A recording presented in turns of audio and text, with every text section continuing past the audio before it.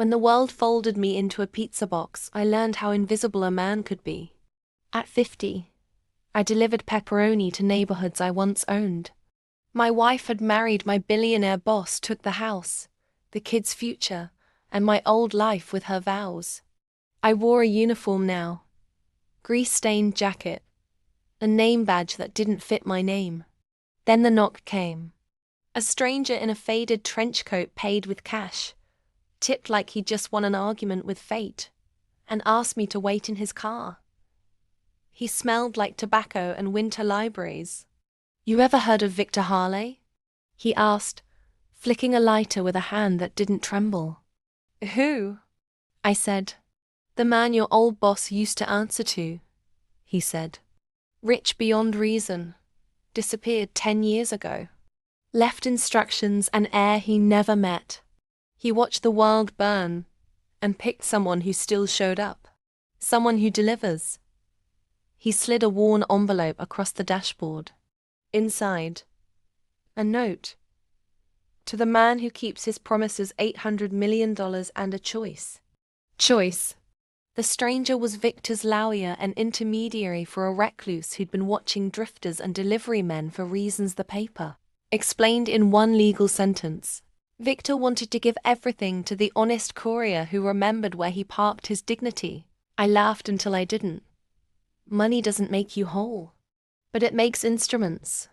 The first move was obvious. I bought back the house, the one my wife had taken with a smile, and rehoused the employees my boss had fired. I invested in the delivery guys who'd once nodded at my uniform. I built community clinics and retraining programs. Revenge isn't always a headline. It's architecture. With quiet funds and legal teams, I dug into my ex-boss's empire. What started as audits turned into indictments.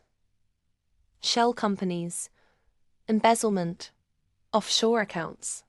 Then I exposed them to the authorities. My ex-wife and her new husband lost control of the empire. Not destroyed, but rebalanced.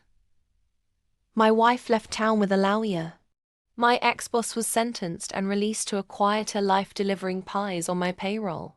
Anonymous under a cap, forced to learn the humor of being invisible.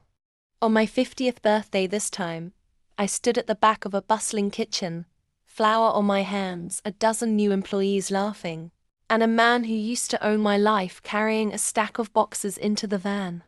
He looked over, saw me, and for the first time he understood the weight of what he'd taken. I didn't explode him. I rebuilt him into the thing he used to laugh at.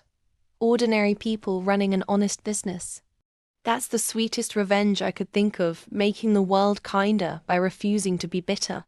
If you love come-ups that are equal parts grit and grace, hit subscribe. I tell the stories that prove. Sometimes the richest fortune is the one that teaches you how to give it away.